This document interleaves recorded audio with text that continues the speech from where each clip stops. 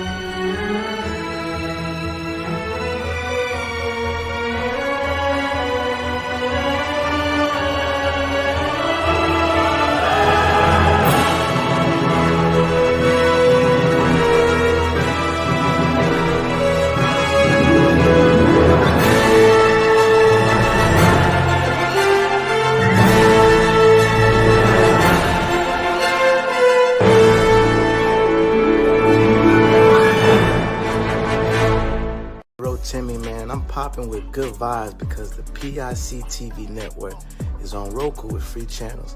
I want everybody to help my bro David Evans and PIC get it. Love. Y'all, it's your boy Ro Timmy, man. I'm popping with good vibes because the PIC TV network is on Roku with free channels. I want everybody to help my bro David Evans and PIC get it. Love.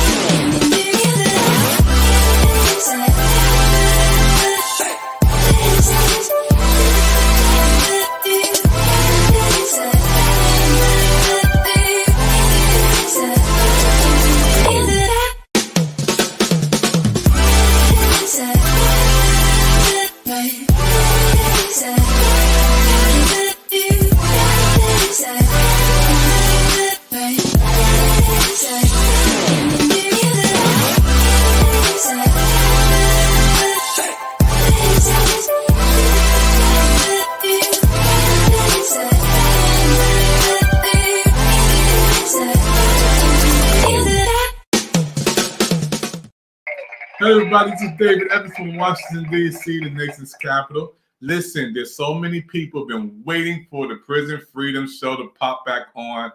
Well, the wait is over, and I'm going to bring in Brother O. Brother O, we are here today once again. Prison Freedom Show, award-winning Prison Freedom Show is on PIC TV Network right now, and I want to say thank you, man, for having a special host on for us on tonight, man. It's going to be one of the biggest nights on PIC TV Network for the Prison Freedom Show. How you doing, man, over the holidays, Brother O? Oh, man, I'm doing well. Well rested. I really enjoyed my holiday season. I really didn't do much, as far as getting out, but that was a good thing for me because I needed a time to be able to recharge and things like that. So I'm doing very well. Man, thank you, man. We have a special guest on with us tonight. You got a special guest on Put It Down tonight. You're going to take us all, man, from some level of education. I also got Brother Rodney. We're going to be back in the studio lounge chilling while you do this interview, and then we'll come back in. But right now, let's get down to business. Come on, Brother O, it's all on you. All right. Thank you. So my name is Orion Meadows, and this is the Prison Freedom Program. I'm coming to you live from Chicago, Illinois, and today I have a special guest with me, Mr. Maulana Modibo Iusi, and he's going to tell you about his story. I think that it's one that will be intriguing, thought-provoking, and inspirational, all in one. So without further ado, I give you Mr. Maulana Modibo Iusi. And sir, would you go ahead and tell them about who you are and where you're from? Well, as you say, my name is Maulana Modibo Iusi. I was born and raised here in Chicago. Grew up in the infamous Inglewood district, one of the districts where a lot of the violence and whatnot is transpiring on a daily basis. I was born on 35th and Calumet. In 1960, my mother moved to Inglewood, and I've been a product of Inglewood since.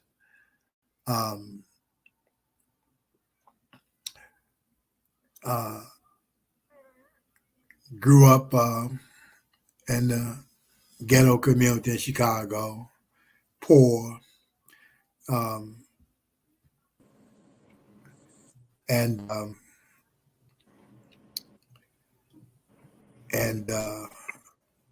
with a lot of the gang leaders and chiefs, and never was plugged myself, never was in any of the gangs, but I grew up with a lot of the gang leaders.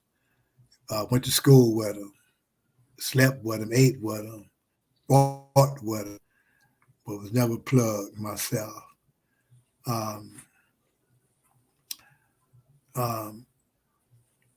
My story, I recently came home off the plantation. For those who understand, I talk about the plantation, I'm talking about prison. I refer to it as the plantations, America's New Plantation. I did 44 years on the plantation. Went to prison illiterate, couldn't read, couldn't write, couldn't think, and wouldn't listen. Learned how to read and write in a prison here in Illinois called Stateville Correctional Center.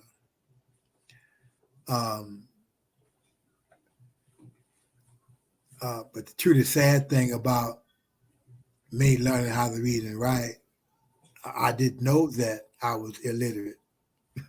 I know a lot of people might ask and say, well, how can a person not know he was illiterate? Well, I labored under the mistaken notion and belief that because we are born human beings, we automatically know how to read and write. I didn't learn until later that reading and writing was a process. And I went through that process while incarcerated in the Stateville Correctional Center.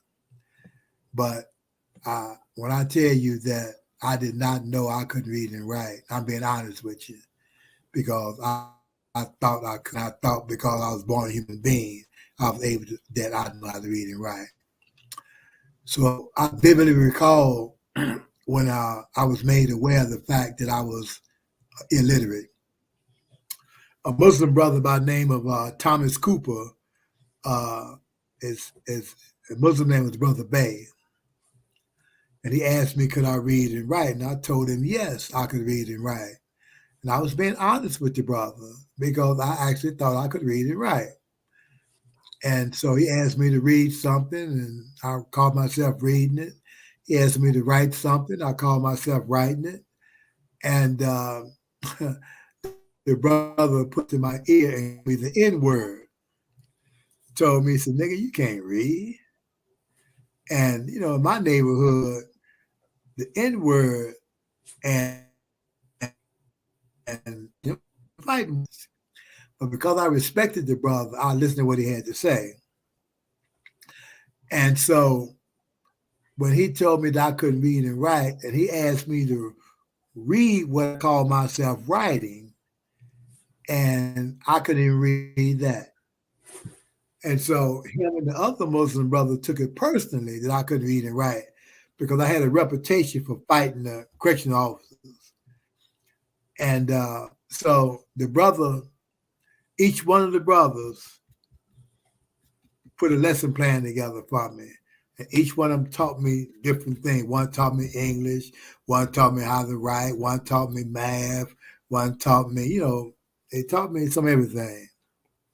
So when I learned how to read several years later, I learned how to read well. The brothers tended 2 books for me to read. One was the autobiography of Malcolm X, and the other book was Education of the Negro by Carter G. Woodson. And so, by me being a fan of Brother Malcolm, I read that book first. And then I read Miseducation of the Negro second. But I kept reading these books over and over, because every time I read them, I got a different understanding, a better understanding than I got the first time. And so,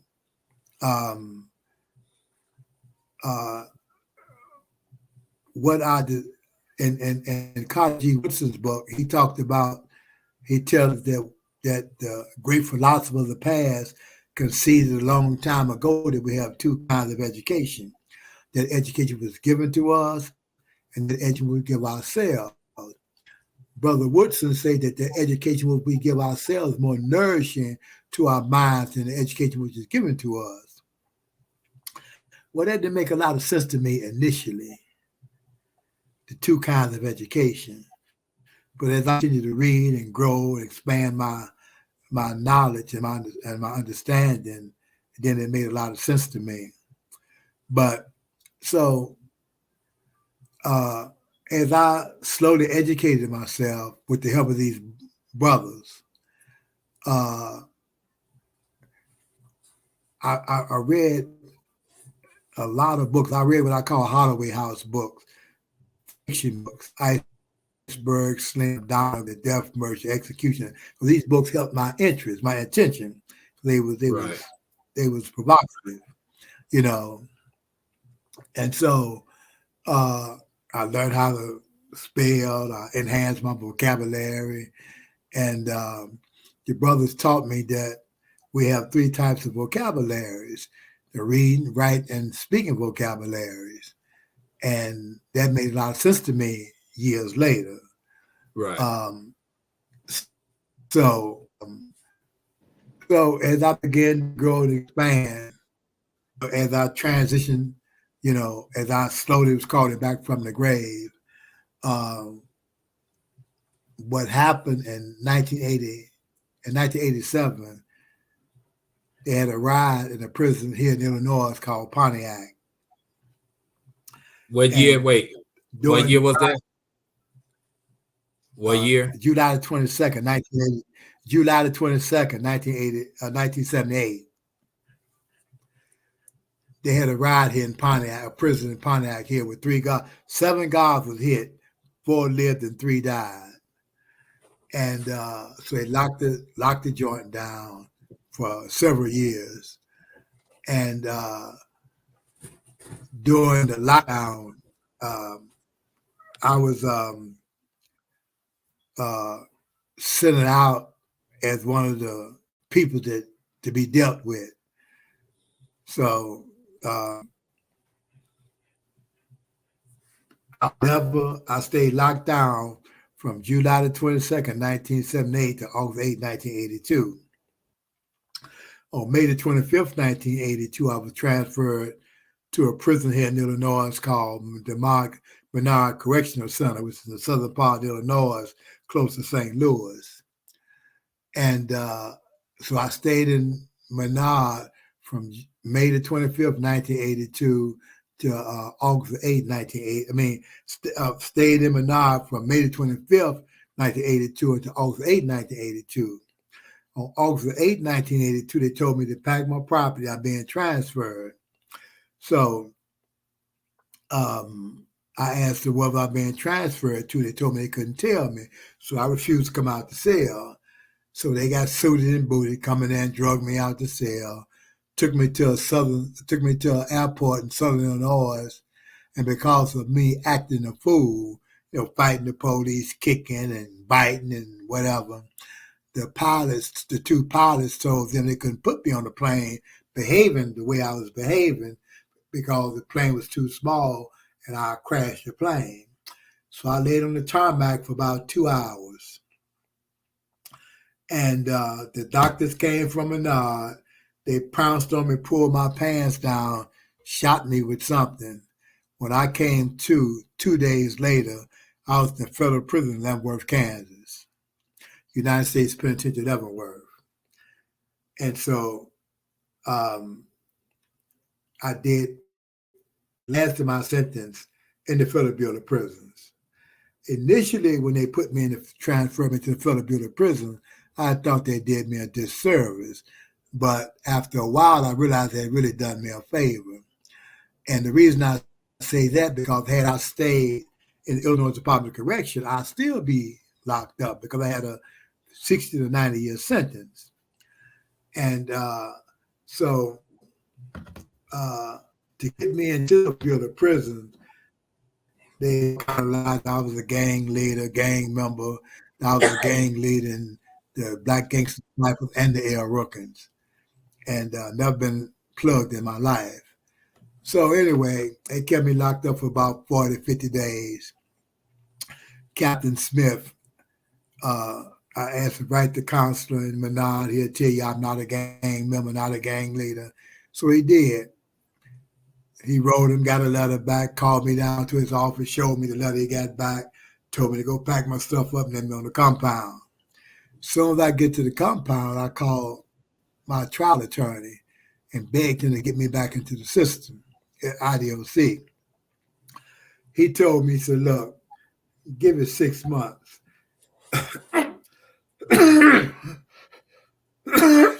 If you don't like it, is 6 months, call me back, get you back in the system. Well, since I seen I wasn't locked up like I was in the IDOC, seg transfers and all that, I decided to stay in the Federal Bureau of Prison and educate myself, go to school. So, as I said, I went to prison illiterate, couldn't read and couldn't write. But I learned how to read and write and spell.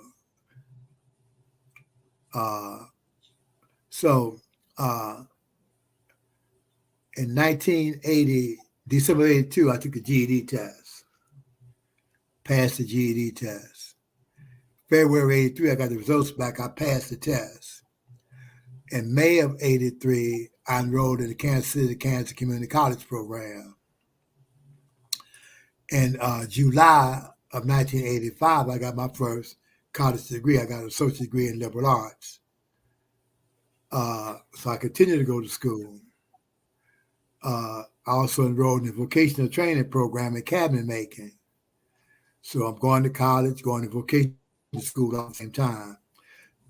So I ended up earning a second associate's degree, got an AS degree in business management at a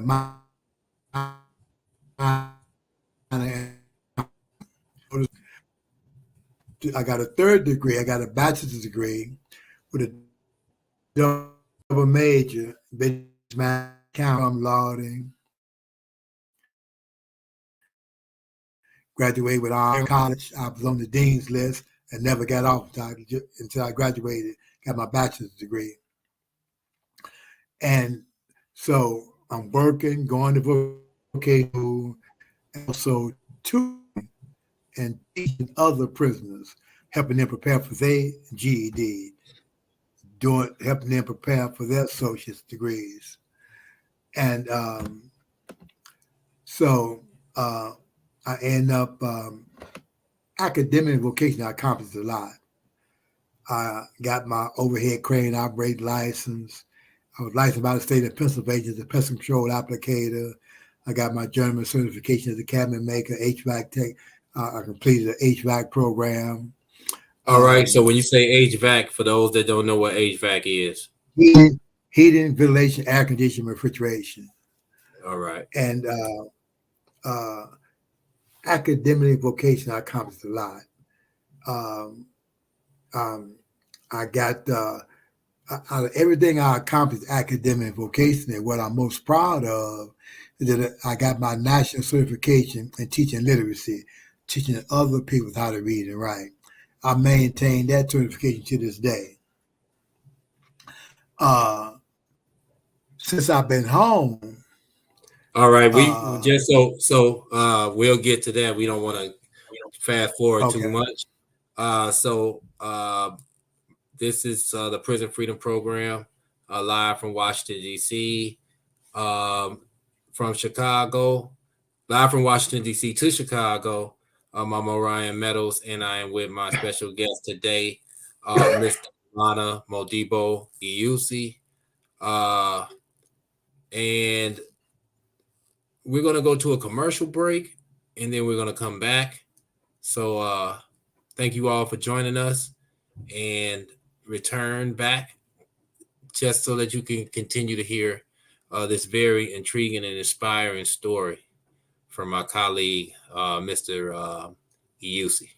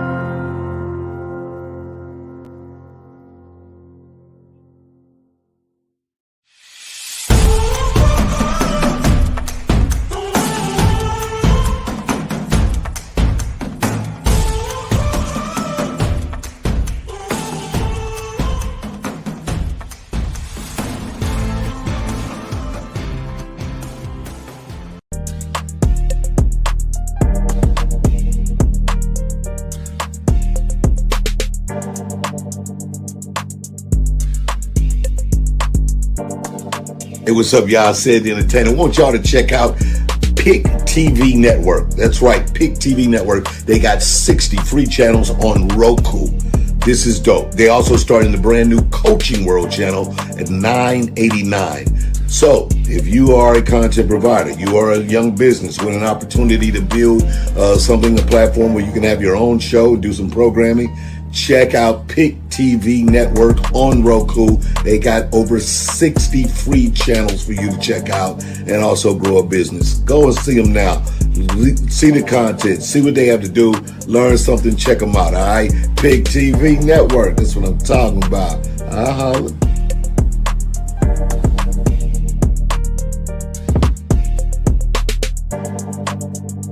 Hey, hello, and happy holidays to everyone. Hey, I want to encourage you to watch and support the new Pick TV Network. It's a military channel on Roku. All you have to do is click and play www, the Pick TV Network. And by the way, great job to David Evans, the president. Hey, man, I encourage you, go do it now. And with that, time's yours.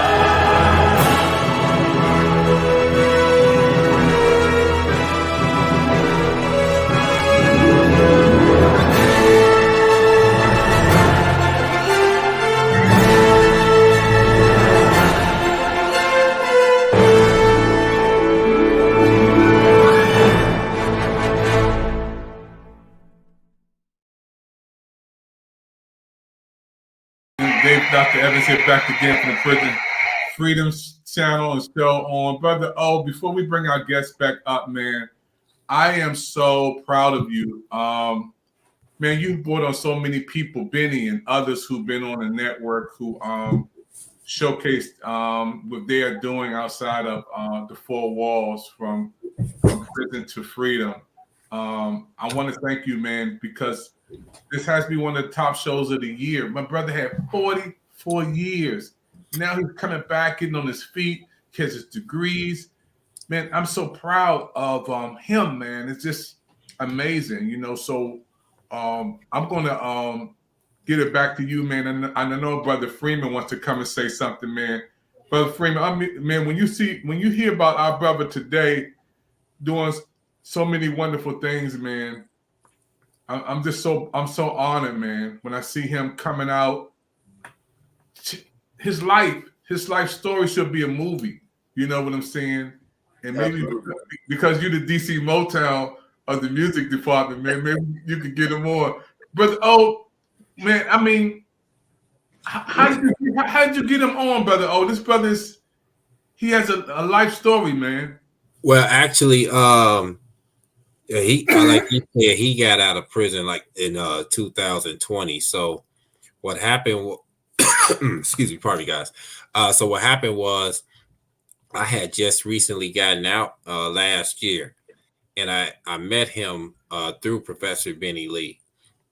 Then we were actually in Professor Lee's backyard, and he was telling me his story. And then I hadn't seen him in a while, and I ended up actually seeing him at the Institute for Nonviolence Chicago. I was seeing him occasionally here and there, and you had actually attended one before, Dr. Evans, the NAFI reentry circle that we have every Saturday. And I was seeing him there sometimes when he was able to attend, but I wasn't able to see him in person again for a while. And then I ended up seeing him at the Institute for Nonviolence Chicago. And, we began to, start connecting again. But I just, a couple days ago, I reached out to him and we were just talking.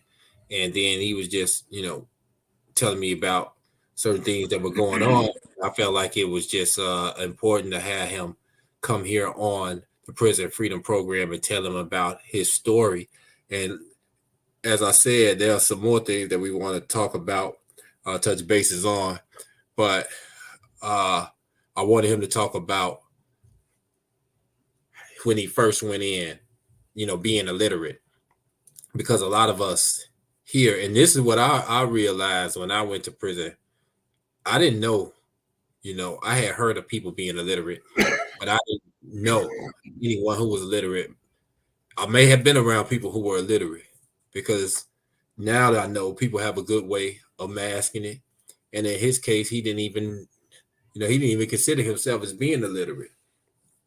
I actually for the first time, I met someone who was illiterate, that I knew was illiterate. Like I said, I may have been around illiterate people all that time, but you just don't go around and ask people that they're illiterate, right?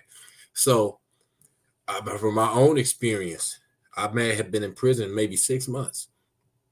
I came across a guy and he asked me to write a letter to his daughter. Now, keep in mind, his daughter was maybe like a year and a half younger than myself. And he was telling me that he wanted me, he was concerned about it because she was about to graduate from high school. And, she had a boyfriend talking about living with her, blah, blah, blah. So he wanted me to write the letter for him to her. And that was like my first encounter with someone being illiterate. So I couldn't fathom even, existing in society being illiterate, right? And we take that for granted, a lot of us who are literate, our ability to be able to read and write out here navigating throughout society. So just for a person to even go from that, that's an obstacle. And what I want to talk about, because we had touched on this before, was that the difficulty, first of all, because I know your story, with all the time that you had, right? You went in prison before I was even born. With all that time ahead of you, how hard it was for you to continue to, have the attitude that you wanted to keep accomplishing things. Tell us about that. But then also, because you and I know, we both know this,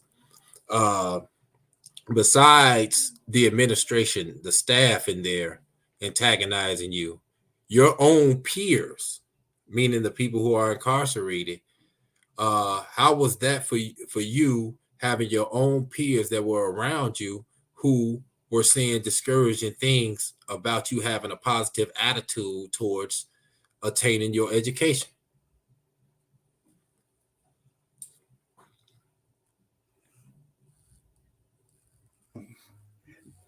I can tell you, it takes years for me to tell you the stories about how I was ridiculed and made mockery of by my peers. In fact, I got more opposition from the side that I was supposed to be on. Did the opposite, the administration.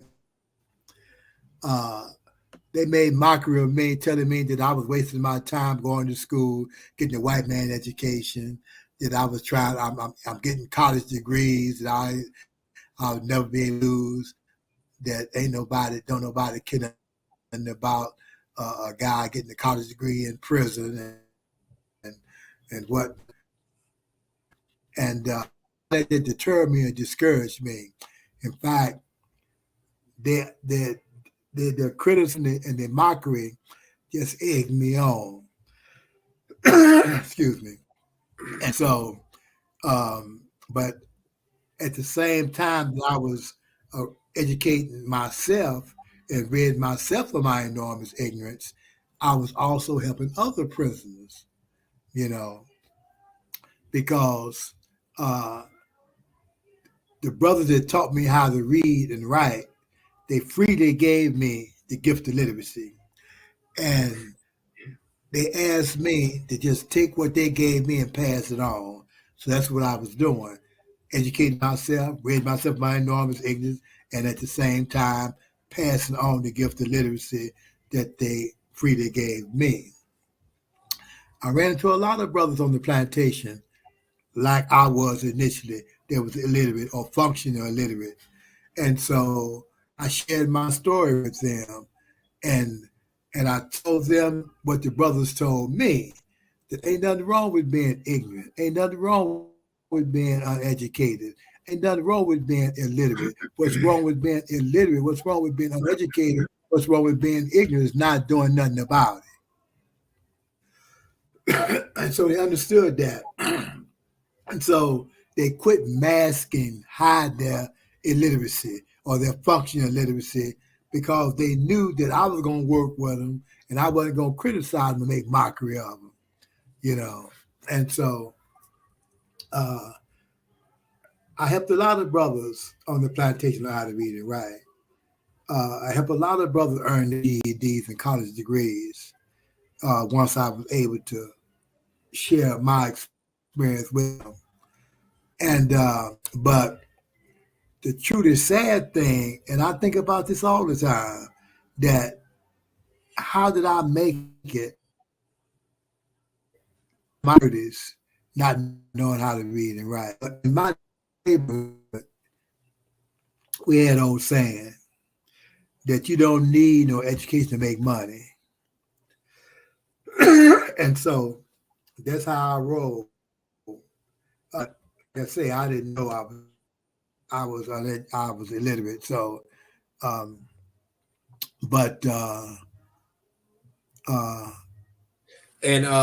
thing was. Now, I was just thinking, as you were just sharing that, they actually there's a publication called True Leap Press, and it's in Chicago, but it's also in Ithaca, Ithaca, New York. And they had something in one of their publications called, they were talking about the Black radical liberationist, basically, right? Or tradition, that's what it's called, the Black radical liberation tradition. And it reminds me of that, what they were talking about, because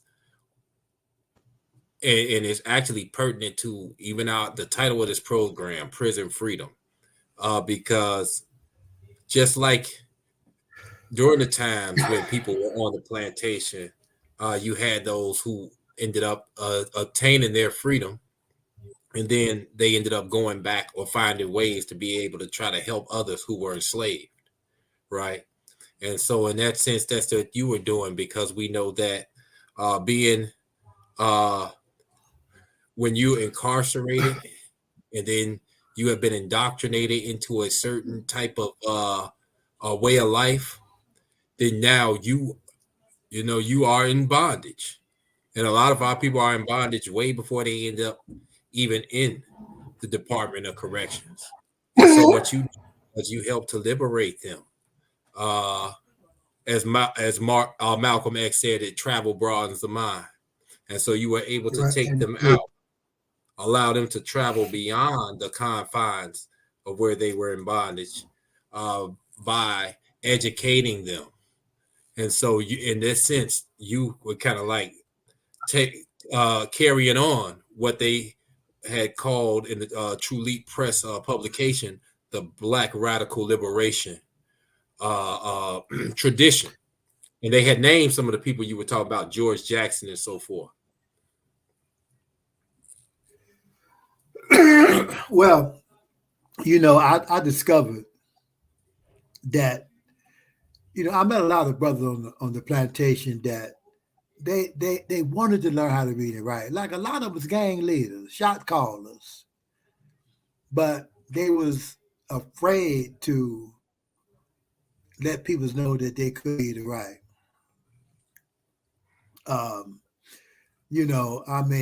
One of the biggest gang leaders here, in fact, two of the biggest gang leaders here in Chicago, when they landed on the plantation, it was like I was illiterate. One of them did something about it. The other one, he's doing something about it, but he ain't there yet.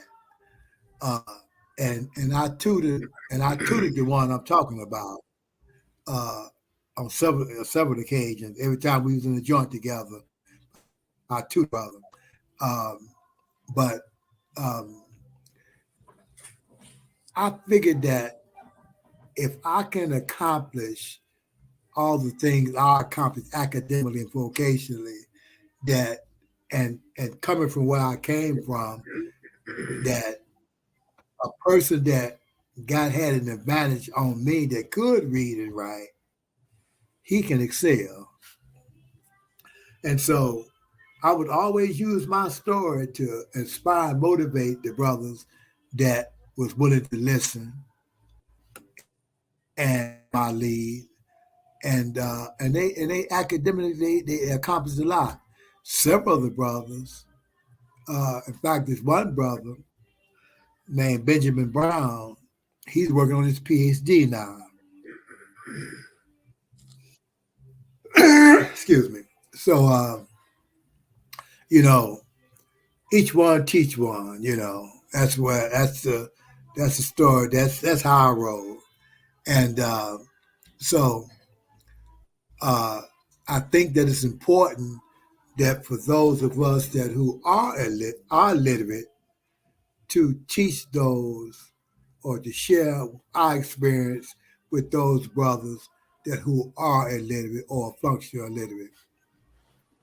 But we got to do it in a certain way, though, because a lot of brothers try to hide or mask their ignorance, illiteracy, because they're afraid to let people know they can't read and write. I didn't have that problem. Right. When them brothers told me that I was illiterate, that I couldn't read and write, I accepted what they told me, and the lesson plans they put together for me, I rolled with them. So, for the people who have incarcerated, right, and especially who have not had to face as much time as you have, could you take us through how it feels to be in there with all that time, right? And it's a daily thing, no matter where you are, right? Everybody's going to have moments when their mind is going to start getting at them, playing tricks with them. Self-doubt kicks in sometimes. And then, just it's part of life, the ups and downs, but especially when you're in a place as dismal as where you were. How difficult was it for you to continue knowing that your out date was very, very far? from the, how difficult was that? Could you paint that? Well, it actually, to be honest with you, in a sense, I had given up. When I say giving up, that the reason I was put out of the IDOC and transferred into the Federal Bureau of Prison was because of my behavior, my attitude. I figured I got 90 years. I'm going to do that 90-year sentence the way I want to do it, not the way somebody tell me to do it. So in the IDOC, I was accused of it all, inciting riots, taking guards hostage, assaulting guards, slapping the ward, kicking the captain in the butt, because I'm not going to get out of prison. So that's the way I'm feeling at this time. And so in a sense, I had kind of given up. But what changed my attitude, what changed my lack of hope into hope is when the IDOC shot me full of dope and transferred me to the Federal Bureau of Prison. That's when it dawned on me that I had a chance, because in the Federal Bureau of Prison, they didn't treat me like they treated me in the IDOC. I wasn't locked up. I wasn't being transferred from SEG to SEG. I wasn't given what they call diesel therapy. So I made up my mind that I was going to chill, go to school, since I got a chance to educate myself, go to school, educate myself. And so that's what I did up until I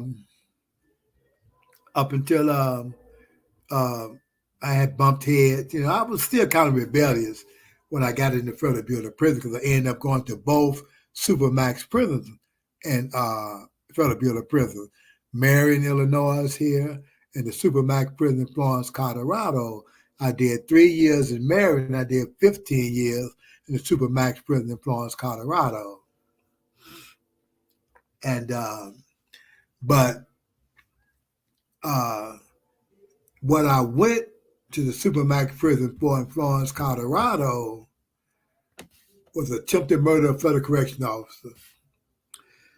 And prior to disciplining this particular officer, I had told myself I was going to go back to court and plead guilty to 10 years, less if I can get it.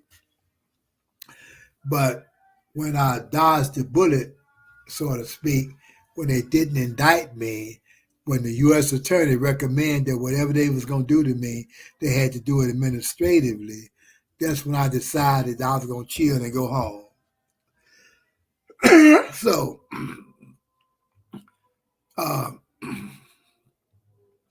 while in the Supermax prison, I read books, wrote people all over the world, Nelson Mandela, Desmond Tutu, you name them, I wrote them.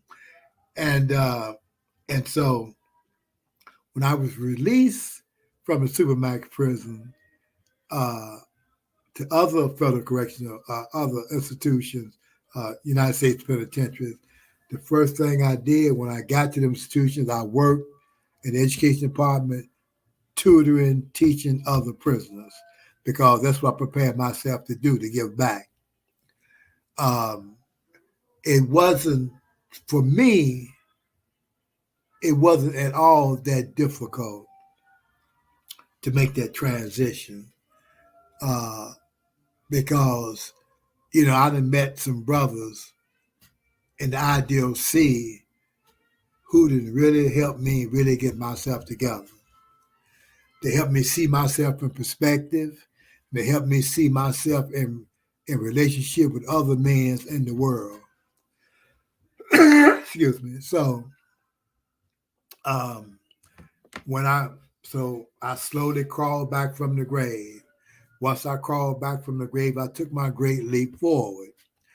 And so all the opposition that I received from the people, the side I was supposed to be on, I used that as a motivated and inspiration force, because I know the other side what really interested I was doing, and that if they could bar me from impede my progress, then they would. But I didn't allow that.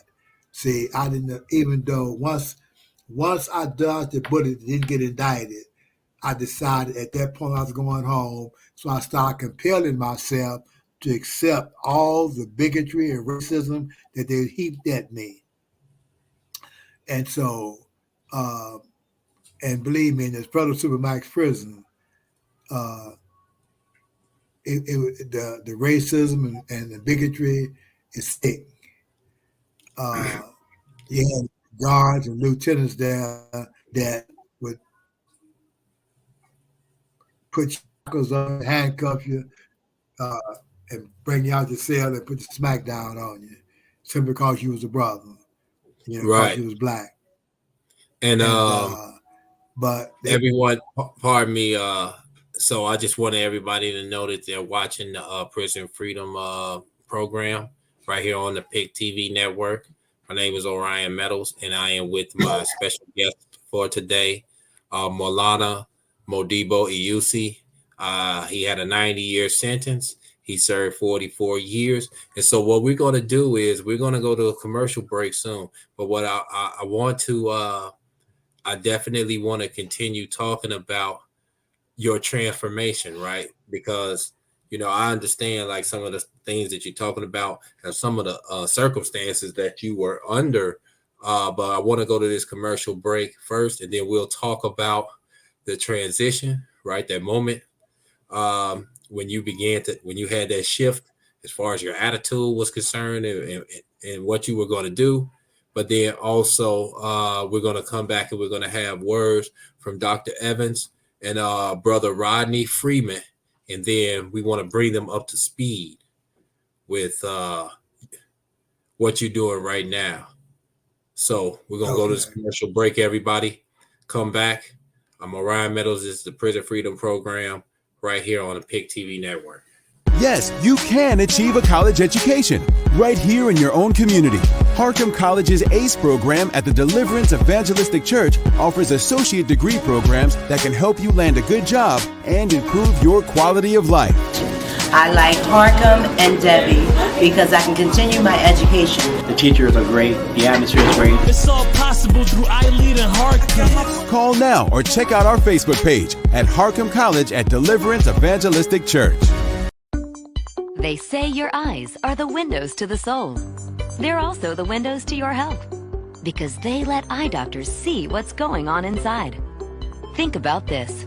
A comprehensive eye exam can be an early detector of serious health problems like high blood pressure, heart disease, stroke, and diabetes. Shouldn't you see your eye doctor yearly?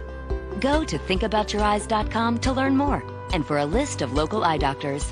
It could help save more than your vision.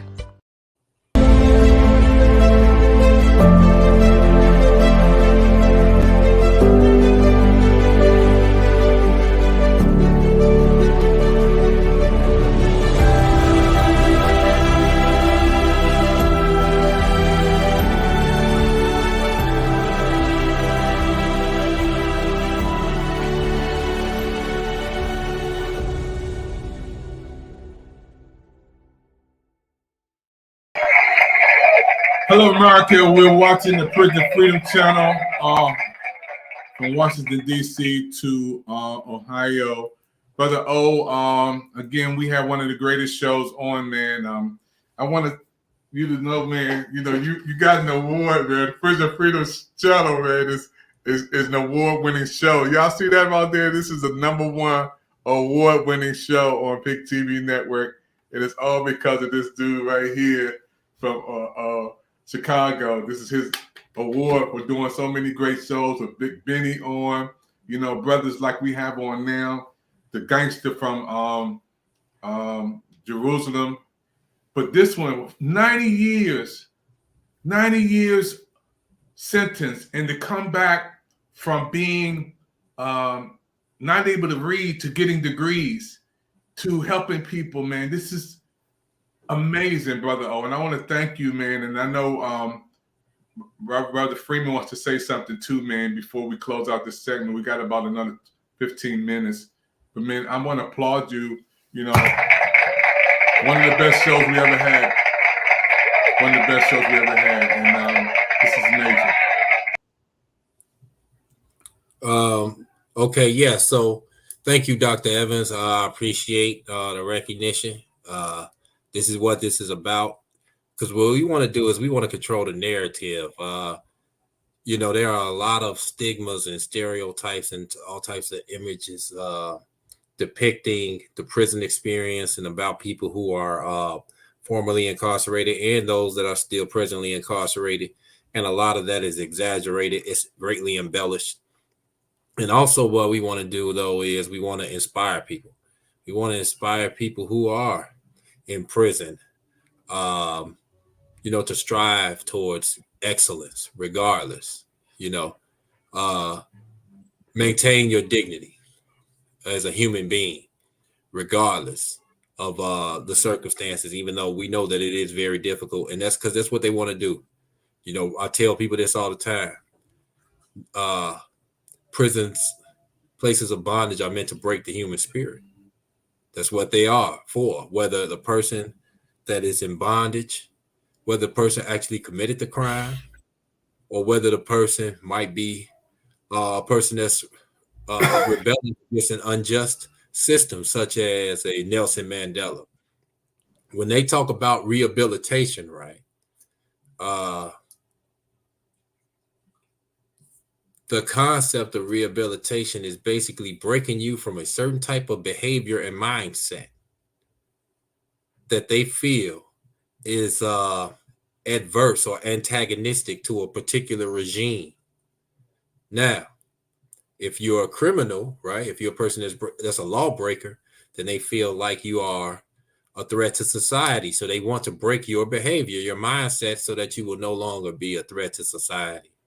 Right. And if like I know that you can appreciate this, brother Modibo, because Malcolm X always talked about etymology. And so if you look at the word penitentiary and you break it down and you go to the root of it, it means basically penance, to show regret or sorrow for something. And so they want to, if you are a lawbreaker, as I said, right, they want to break you so that then you know that you change your pattern of behavior and thinking, right? But on the other hand, even if you are fighting against an unjust regime, then you're still considered an enemy, and they want to break you from rebelling against that regime that is unjust. So either way it goes, is to try to break your spirit and dignity as a human being. So I want to talk about, before we went to the commercial break, though, because I understand the circumstances. You went from actually possibly being prosecuted, which would have added on more time, to having that, as you say, that break when you dodged the bullet. And that was the moment when you decided that you were not just going to react no matter what happened. You were just going to go ahead and you were going to take it because you felt like your liberty. You saw that, hey, I have an opportunity to one day get out. And if I behave a certain way, if I, live my life a certain way, you saw the possibility, because we know in there, as well as I know, the things that occur in there. And then we saw people die in there, that it's not promised that you're going to get out, but you saw that you had an opportunity. And so you worked towards that regardless. You had that optimism. And so you felt like there was nothing that was going to deter you or cause you to do something that would lengthen the sentence that you already, or extend the sentence that you already had, because you had an opportunity to be able to get out early if you had good behavior. So I want you to talk about right now why you decided that you wanted to take up math. why you had interest in mathematics, because we know that a lot of people out here, let alone in prison, don't embrace mathematics. They don't take on that challenge.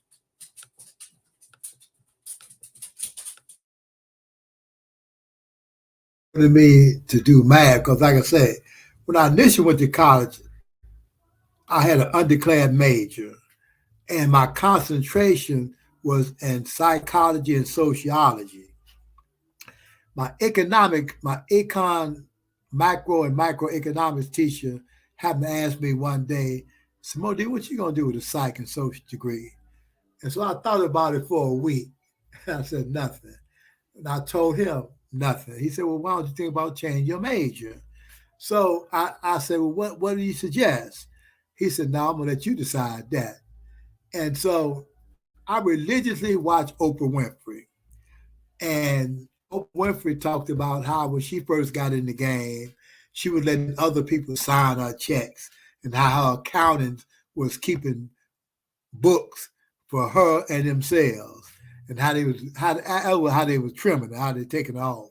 She said, so if you start your own, at least learn something about accounting, learn how to read spreadsheets. So it was always my intention that I figured that I'm gonna be a certain age when I come home, and so possibly I can start my own business. And so I wanted to know something about accounting. So like I said, I went to school, got my first degree, undeclared major, so I got the liberal arts. So when I went and got my second degree, I declared a major. The major I declared was accounting and business management. So when I got my second degree, I majored in business management and got a minor in accounting. So when I continued to go to school and I got my BS degree, I got a double major. I got a major, I got business management / accounting. I got double major. So by me doing accounting, it's a ton of math you got to do. And so that's what inspired me and motivated me to do, to help people with math, because all my fellow students I went to school with complained about math. And so when I first got in college, I told the professor, I said, look, man, I don't know about no algebra and geometry. So he asked me 4 questions. He said, can you multiply? I said, yes. He said, can you divide? I said, yes. Can you subtract? I said, yes. Can you add? I said, yes. He told me, well, you can do algebra and geometry then. So he stayed for the first month, about the first 6 weeks. He stayed after school tutoring me and other students in algebra and geometry. I think the second month, I came to tutor. I started tutoring students in algebra and geometry. That's how I caught on to it. And so every night, every day prior to the algebra and geometry class, everybody come to my cage, and we'll sit down and we do home. They do their homework. I did my homework the same night I left school. And so that's how I got into math. I picked it up quick, and I wasn't afraid of it. So once you overcome that fear of something, then you can realize it. You can accomplish it. So I'm never afraid of math. When the professor showed me how to do algebra and geometry, like I say, I took over where he left off. I started tutoring everybody, So, and one of the reasons why I wanted you to come on this program was because we were talking. Now we just had a storm out here in Chicago, Illinois. Oh, yeah.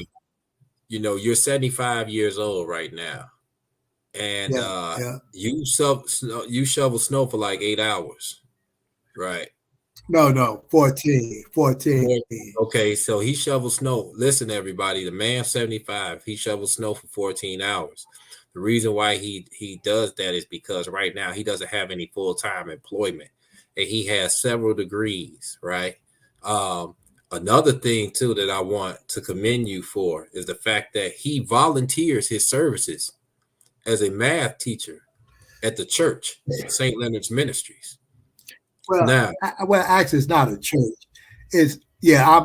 But right now, since I've been home, St. Leonard's Ministries is a nonprofit organization that has its own, probably the only nonprofit in the state of Illinois, its own high school, where you get a regular high school diploma, not a GED, a regular high school diploma.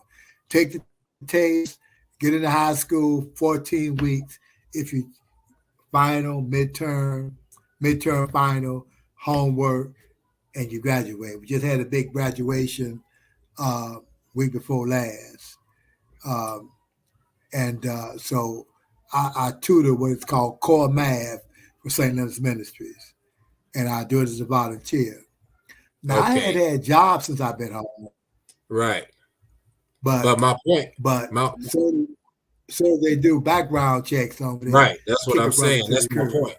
That's my point. The background checks, and then the fact that a lot of times, people, they don't want to hire people who are, older up in age, right? And so I wanted to talk about the barrier because, as you know, at NAFI, we talk about social disabilities.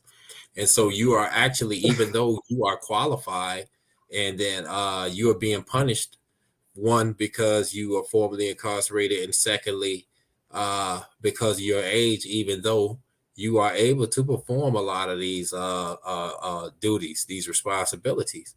And so third because of my color. And third because of color. And so I just wanted to talk about that for a moment, because these are the barriers that you are facing right now. But they're also, as we've talked about this, we have a lot of people who are out there living a particular lifestyle. And these are some of the potential consequences of that, especially right now with the way that they're, giving out time, as they call it in the Illinois prison system. We say they give out football numbers, meaning that, if you watch a football game, those games could end up 35 to 43. So meaning that's a lot of time. And so when they're out there living this lifestyle that right now appears to be attractive, it's appealing, especially because it's on the videos. They're hearing it on the radio station and all of this type of stuff. We see it in social media all the time.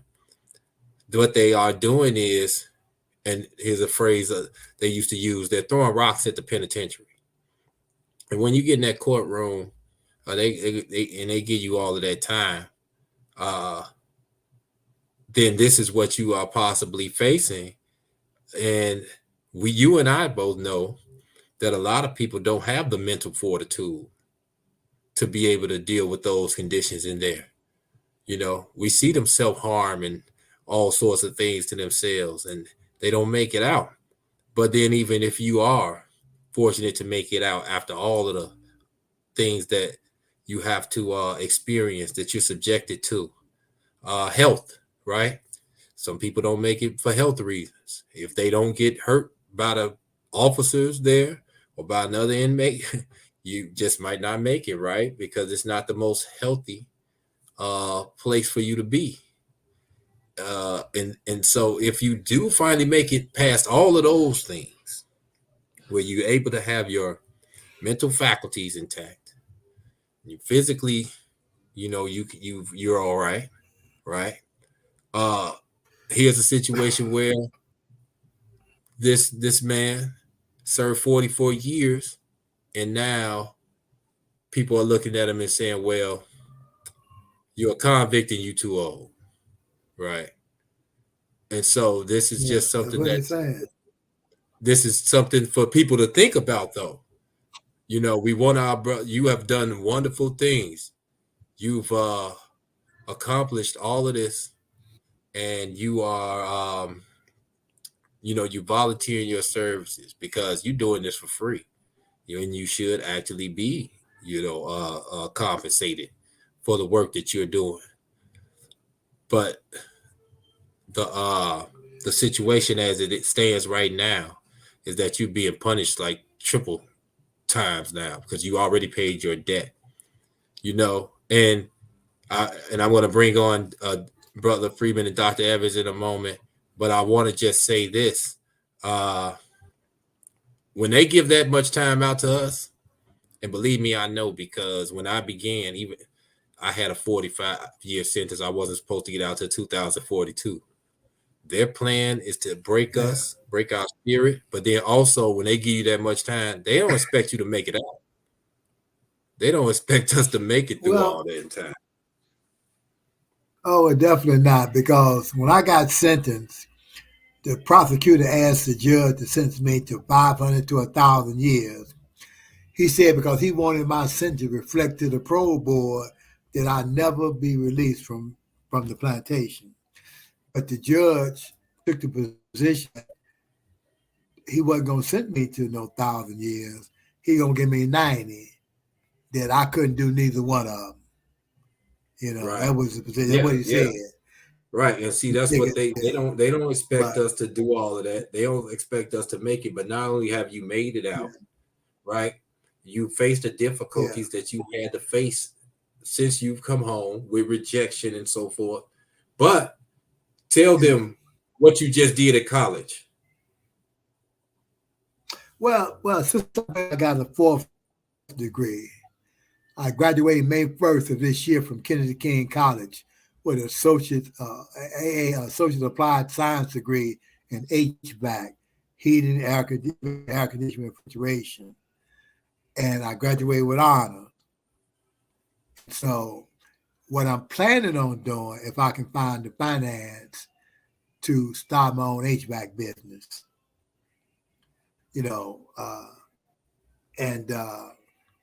I need some tools. I got some tools, but the stuff I really need, I don't have because I can't afford it. Like scales and recovery machines and stuff like that. So I'm trying to see if I can get the WHEEL grant, the $5,000 grant. And if I can with it, could I use it to buy the tools I need to start, so I can start my business, But since I've been home, I got a 4th college degree. And I lead by example when I say that the students I'm teaching, I point to what I'm doing and to inspire and motivate them to reach the goal of getting their high school diploma. And then I encourage them, instead of going to school, wasting your time, getting an associate degree in counseling or casework, take up a trade. Because so we got a construction class too. I also teach construction and culinary arts math as well at the place. We teach construction, culinary arts, and we got the high school program.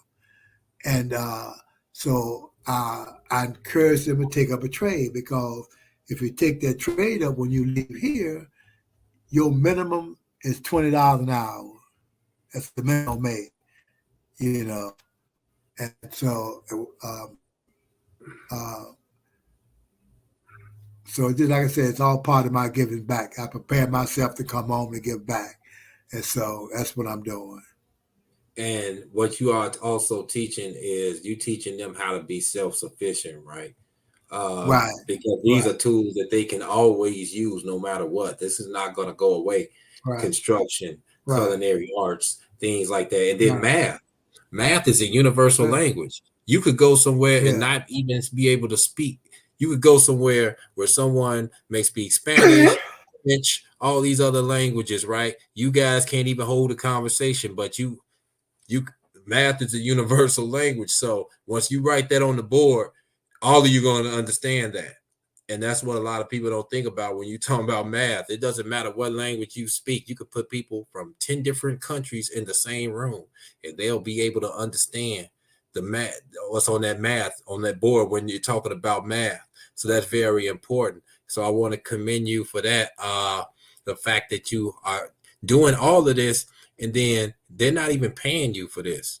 That is the atrocity, the fact that you have all of this knowledge that you're using to educate and try to liberate people, and you're not being paid for that.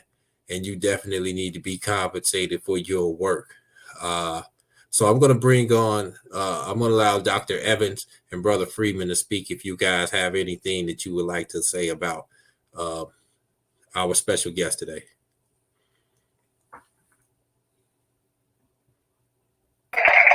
I'm just so happy to hear this man go from 90 years, and I want the world to know, and we got to have him back on for another part 2 of this on Pick TV Network, and we got to bring him on Hello America.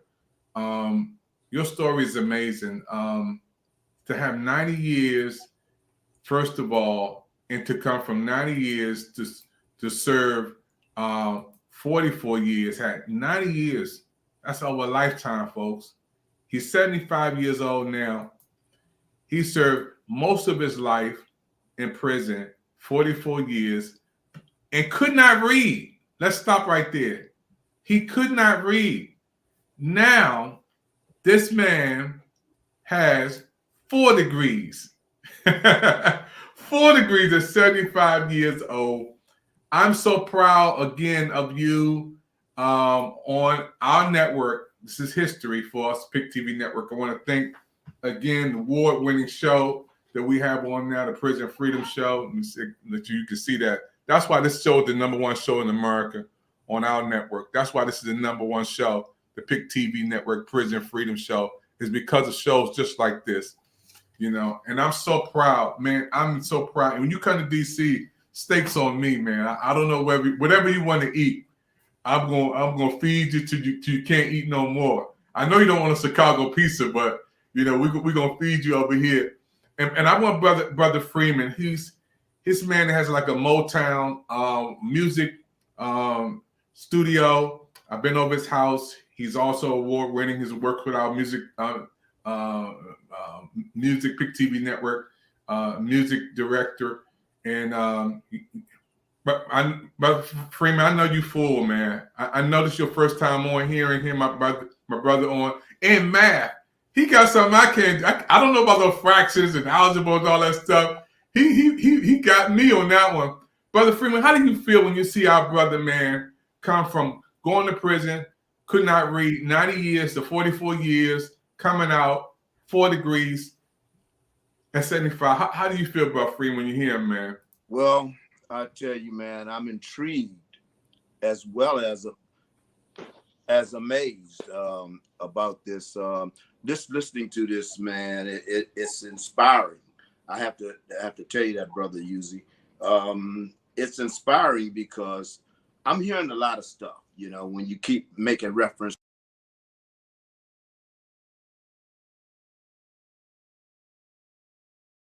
I think the sound went out for a minute. We're going to bring him back in a second. We're going to bring him back in a second. But brother, yeah, I'm going to bring him back at his sound. Yeah. We're going to bring him back in a minute. Yeah, he's having technical difficulties. But to see, man, this brother, man, this is one of the greatest shows, man. You said you guys just came off of another show before you came on our show. And I was like, this is going to be hot. And I'm excited, you know, just to hear him share his story, man. It's amazing. We got to have him back. He has to come back on to talk about what he has. It sounds like a movie, man. We got to do this into a movie format, man. Hey, I mean, you know, I think that it is you know, stories like this, because I'm real big on documentaries, but if I do watch movies, I like them to be based on actual events and stories. So like movies, documentaries and movies like this, those were the things that actually inspired me. Story of P.D. Green. Yeah. Knowing about Mumia Abu-Jamal and what he was going through and what he was able to accomplish while he was still incarcerated. I could keep going on. There's so many, but these are Hurricane, you know, the movie The Hurricane. That was another one. You know, these are the stories. There was a guy He actually was a poet named Lemon. Talking about his life, how he had gone, he hadn't discovered poetry while he was incarcerated. But my point being that these are the stories that motivated me, that kept me driven while I was incarcerated. And so just to his story could actually inspire others who are incarcerated, but then just people out here, period. You know, there are a lot of people who feel as though their circumstances are so overwhelming that they can't continue to move forward or accomplish their goals. And then here's a person who had faced all of that, right, and still pressed forward. Then that should motivate a lot of people out here who don't have the disadvantages that he began with when he went in, right? And that don't have the disadvantages that he still has right now. And he's still being productive. He's still giving back regardless after having the doors shut in his face out here in society. And he still has a positive attitude. Instead of him giving up in the face of adversity and being rejected, he said, you know what, I'm going to go get another degree. I'm going to go do, you know, and he's still dreaming and having aspirations. Without a vision, you know, the people perish. That's what they say. So he's continuing to build. He's continuing to use his imagination and to try to think of ways to be able to have an impact. So this is what it's about. And this is what we want the face of re-entry to be about. People that's returning home. We want to show this because what has happened is society has, especially with the media, you know, they take all of the things that are you know, bad or are negative, and then they put it out there. And then especially when we're talking about people who are incarcerated and formerly incarcerated, to try to spread fear, instill fear amongst people about those that have been to prison. So we want to control the narrative, and you know, I don't believe that anything happens by chance. You know, I believe that the universe moves in a certain way.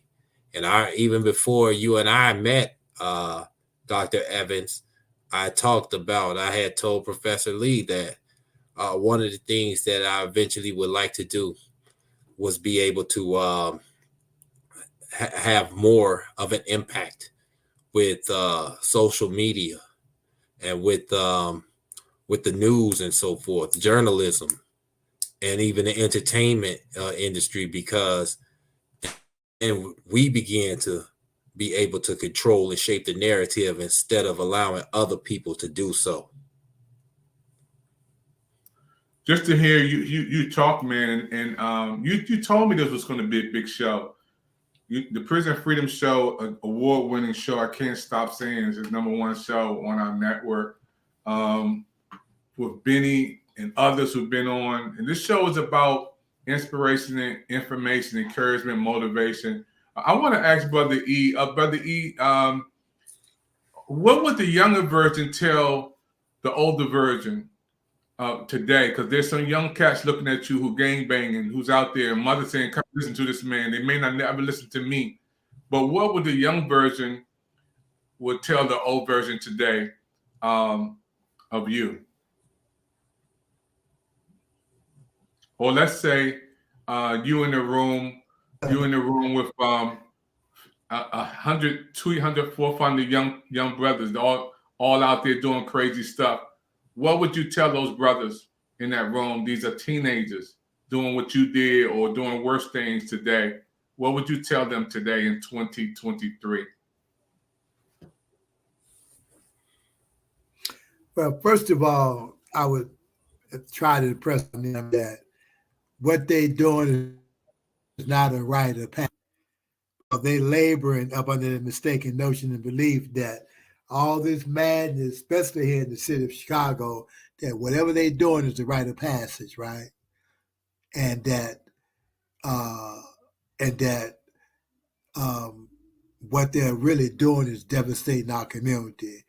But I would try to help them understand that most of our children here in the city that's perpetrating all this madness is uneducated. They don't know anything about our history. And somebody that got some sense is manipulating and using them to go out here and commit all these crimes and whatnot. And he get rich off their madness, you know. But I got a son, my youngest son on the plantation, and I constantly ask him all the time, was it worth it? And he tell me, well, he thought it was worth it, but he realized now that it's not, that it wasn't worth it. And so I would try to impress upon our children that it's not worth going on the plantation and being warehouse, not having anything to do academically or vocationally, and that and a lot of them ain't equipped, there's equipment to deal with the dehumanizing process they're gonna face on the plantation. So a lot of them gonna come out. Broken men, if they come out at all. So but I'm old school too. But you're not an old fool, man. You're old school. I'm old school too, but you're not an old fool. I want to bring Brother Freeman in. Your audio was crazy for a minute. Brother Freeman, before we close out the show tonight, man, you were talking. Can your audio, are you good now? Yeah, I can hear you guys now. Very good, man. I wanted to ask you, what do you feel when you see our brother, man, who could not read, had 90 years, served 44 years, and now 75 years old with 4 degrees in Chicago, man. You can pick up probably middle ways when you were very free. Go ahead, man. Yes, sir. Because I don't know how much you heard, but as I was saying, you know, I just see a blessed brother, a brother that has been on a spiritual journey. I mean, God has his ways of dealing with each and every one of us and bringing us to the place where he wants us to be, so he can really use us as we use him.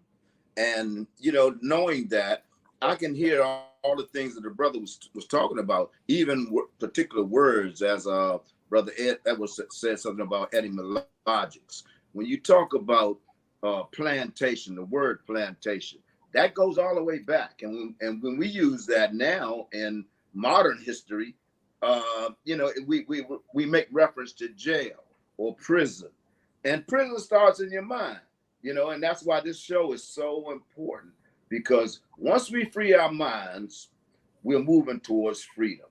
Freedom in itself is the ability to realize that God is really in control, and he's taking us to the places where he wants us to be. And it doesn't matter about the obstacles and all of the opposition that we're going to get, because that's ordinary from Satan or whatever you want to call that spirit.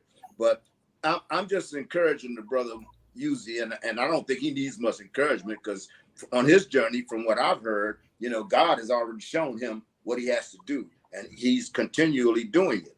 So I'm just fascinated by this type of conversation. I'm a blessed man to be a part of this today.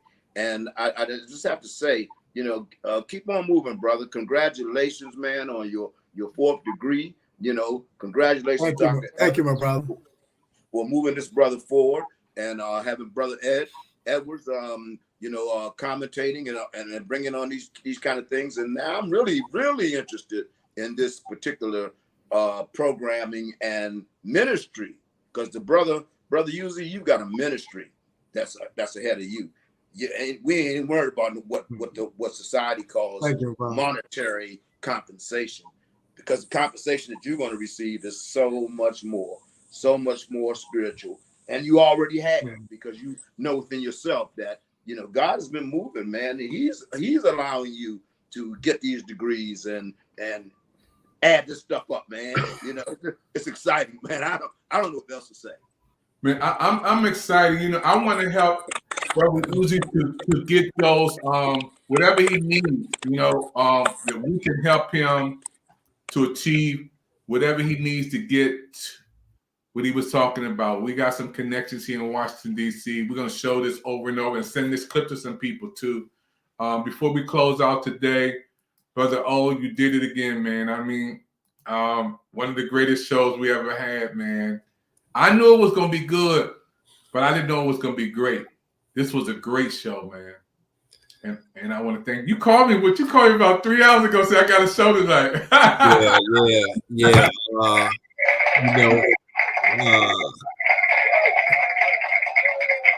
I just felt like, the Spirit was moving me in this direction. I was thinking about the holiday season, right?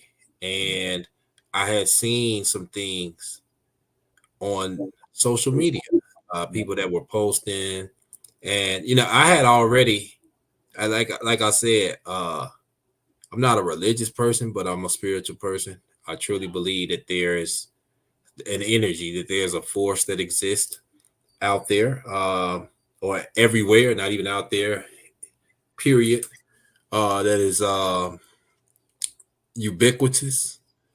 And so I was having just thoughts about just the fact of being just appreciative.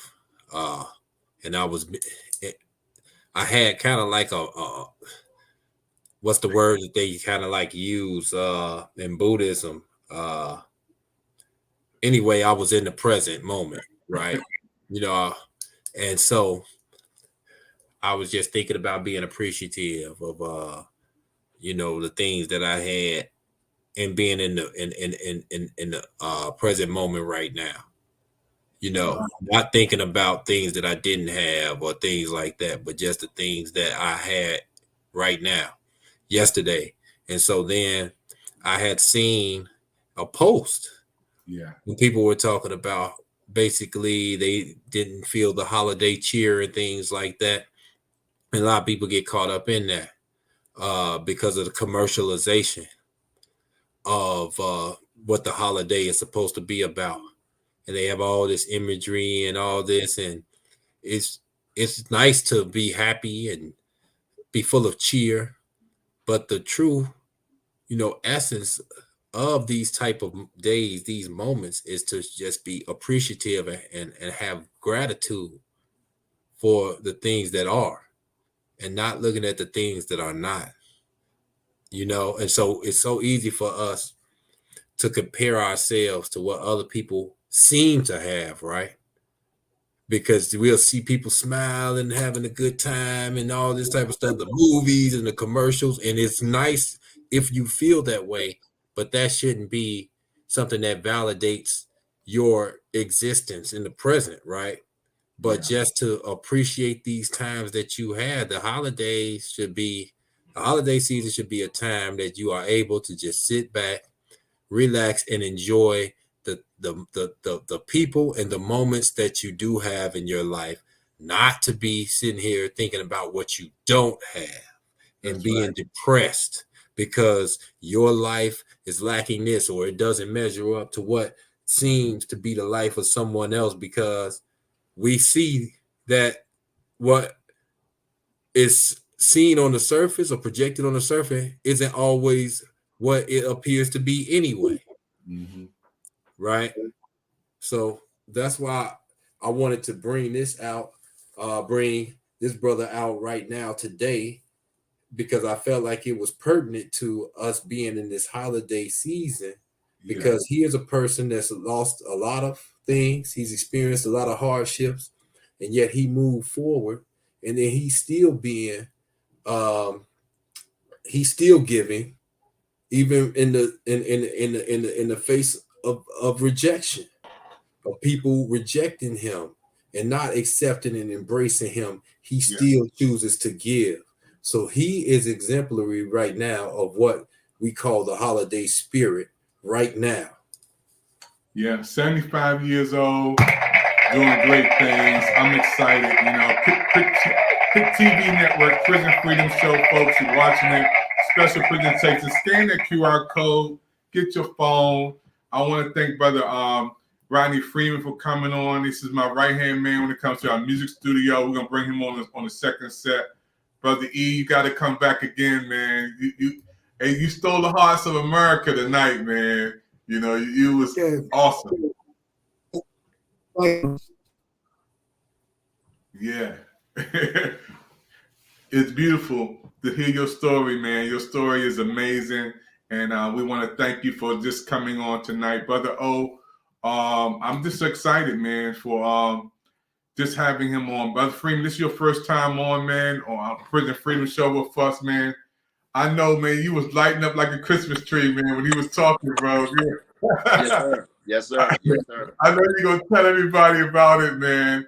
This is what we do, Prison Freedom Show. When I started this show, I asked Brother O to help me to organize this thing. And I didn't know that God would come in and bring, so many, from Benny to the Jerusalem Gangster, to our brother E, who's on tonight. This is something that kids can come around and watch, and they can realize, man, I don't want to do that no more. This is totally different from any other show we have on the network out of our channels. This show is for people to call me when I walk down the street, say, I like that show. People be stopping me at the mall, say, I seen the Prison Freedom Show. I'll be walking around and they say, I seen that show. So people are watching, and there's a lot of people that can identify with this show, man. But we got to do part 2, man. Yes, sir. Yes, sir. Definitely. And I just wanted everyone to know, just be on the lookout for Prison Freedom Program and Hello America. I got a lot of people lined up, and so eventually we're going to try to get them to you, and so that you could be able to just see, to hear a lot of testimonies and see a lot of the work that people are out here doing that's positive.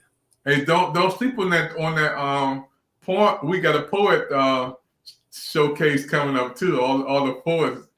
And you got something off the cuff to give us before we close off right off the cuff, or you all out? You out of gas, huh?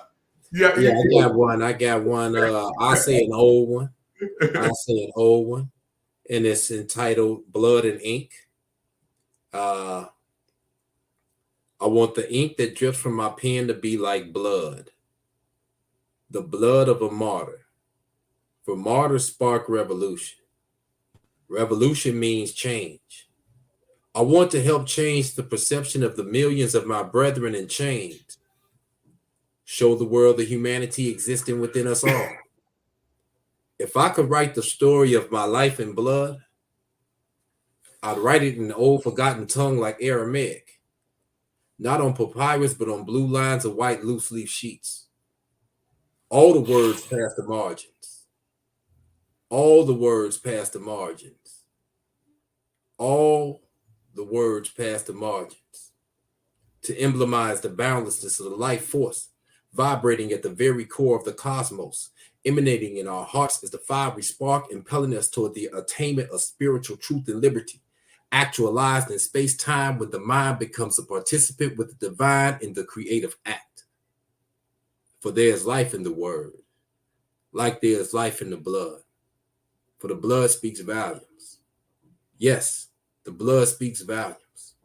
Like Abel's, who was wrongfully slain by his brother Cain, that shook the throne in heaven from the ground and cried so aloud in pain.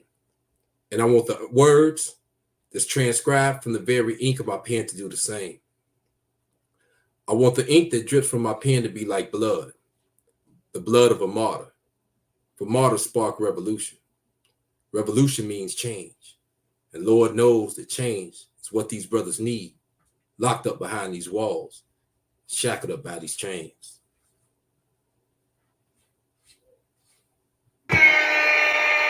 There he is, y'all. We'll see you next time on the Prison Freedom Show from Washington, D.C. all the way to Chicago. Shalom.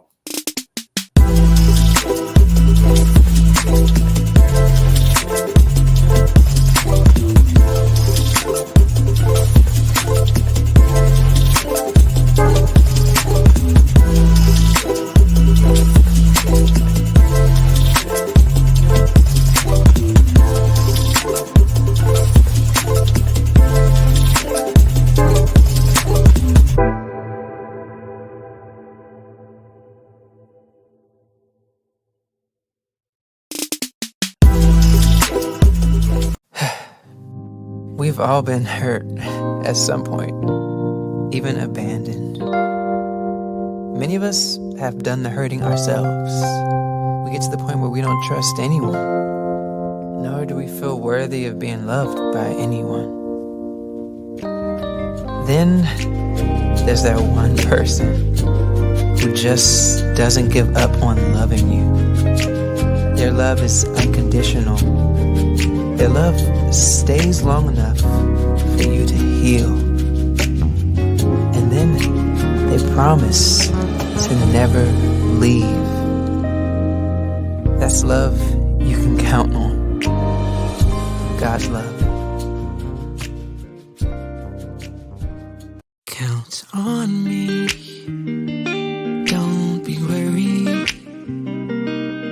Cast all your troubles away. Wherever you're going, just know that I'll be there. Count on me. Put on your smile. No need to frown, 'cause I'm here. Just look to me, and it will be alright.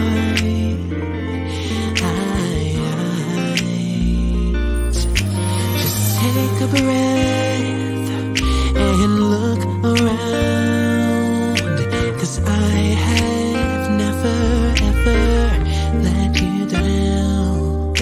My love for you will never fail.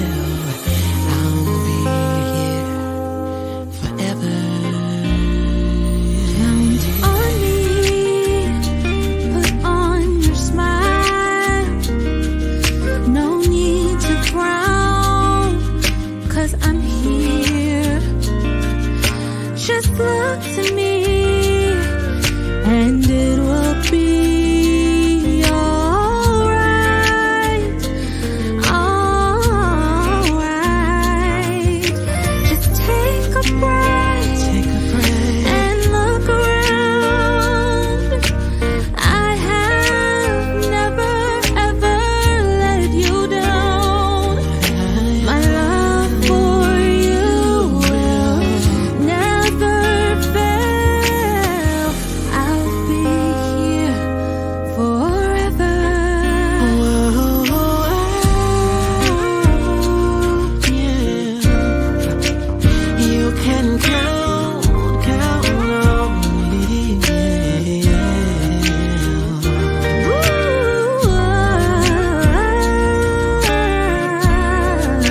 But you can count on me. I know you're worried, you're afraid, but trust me, you can count on me.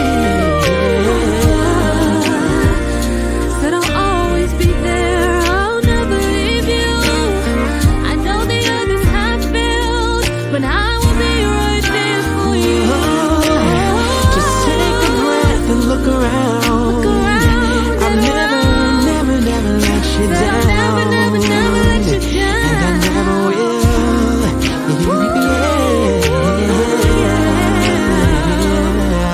You can count on me. You can count on me. I said I'll never let you down. People come and they go, I'll never but I'll be. You can count on me.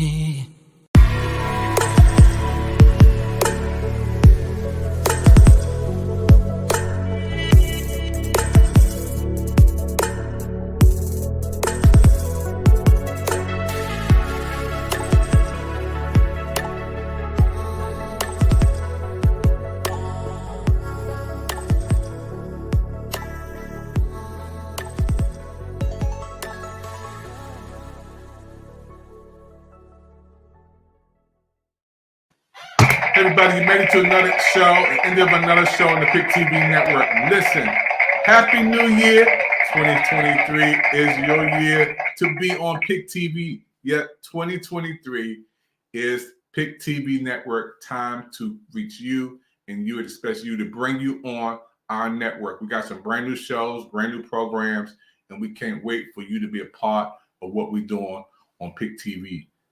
This is your Michael Jordan year. Let's get your banners up. Yeah, on Pick TV. Pick TV is the place to be in 2023. Don't forget, if you want to support our programs and shows, all you have to do is text to PIC, that's PIC TV 54244. There you go, 54244.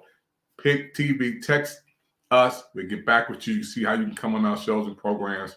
We're so excited for all of you. And don't forget, those who've been watching right now, scan that QR code. Get your phone. Yeah, the QR code. Boom. There it is. Right there for you. Put it up there. Brother O from Chicago got some brand new shows, brand new people coming on. Prison Freedom Show, Hello America, and the hottest thing that's going to happen on Pick TV Network, The Poet Showcase. I'm telling you, Brother O, we got to go, man. But that Poet Showcase is going to be, it's going to shut down the world, man. It's when you had those poets on here, bro, I think they're going to be lined up to come on, too. Yeah. Hey, you know, man, we got some nice poets, man. So I'm definitely looking forward to that. Hey, thank you, everybody. Don't forget to keep watching our shows on Pick TV Network. Hey, and we got some comments popping in. People coming in from comments. Thank you for coming in. God bless you until we meet again. Keep watching the Pick TV Network. Out for now. See you later.